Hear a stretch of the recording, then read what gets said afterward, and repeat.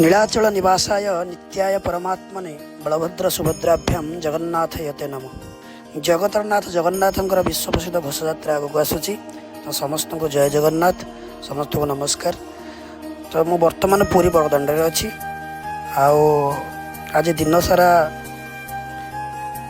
वर्षा लगी रही। तो सांग माने रत्नवेदी छाड़ी जन्मवेदी को नवदिनात्मक यात्रा जीवे आमर प्रभु जगन्नाथ, बलभद्र, सुभद्रा माँ। तो नीलकंदर बाहरी बड़दाण्ड को जो ओह्ल आसवे से परिवेश केमिति हम घंटा घंटा शंख नाद भजन कीर्तन काहाली झुली झुली जिते रथारूढ़ हे तीन ठाकुर से समय मुहूर्त को समस्ते अपेक्षा करमिति बांक चाहाणी भक्त को कालिया ठाकुर देखिए। बड़दाण्ड केमिति भक्त एवं भगवान महामिलन स्थल हे से समय को आम समस्ते अपेक्षा करूँ।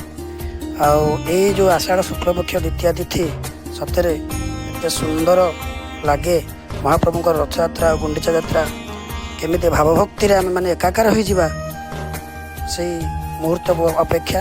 बड़दाण्ड वर्तमान रथर प्रस्तुति शेष समय शेष पाहच रही।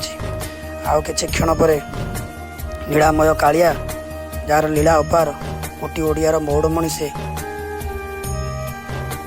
तो अपेक्षा समस्त प्रस्तुति वर्तमान शेष पर्याय।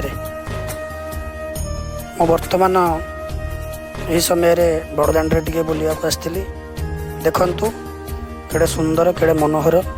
वर्तमान रथ काम तो सरीनी तथापि एत सुंदर देखा जाउछि। भक्तों सुरक्षा वर्ष समस्त व्यवस्था है। पूर्व वर्ष परी सुरक्षा व्यवस्था पूरे वर्तमान बहुत कड़ाकड़ी होती। चारिआडे पुलिस घोषयात्रा ये रथ पथ भक्त समस्ते प्रस्तुत। केमिति काली सकाळु मंगल आलती महिलम अवकाश दशावतार ठाकुर ठाकुर आमर बाहुड़िया विजे धीरे धीरे धीरे धीरे सब काम सर केमती रथ प्रतिष्ठा हम पहंडी आरंभ हम। तार चका आखि देखा केमती आतुर होती भक्त।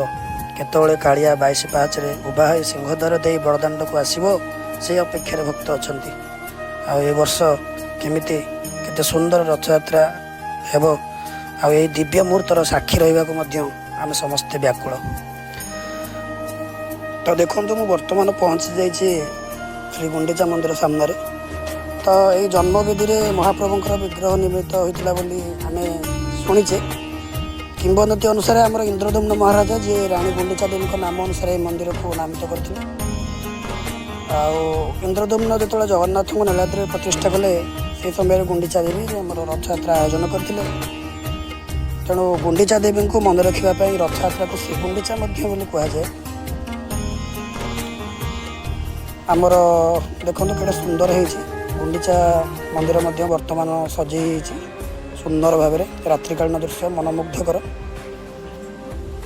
आमर रथयात्रा जो जगन्नाथ जो स्थान को जाती तो गुंडीचा घर से मंडप जो आम गुंडीचा मंडप कहू।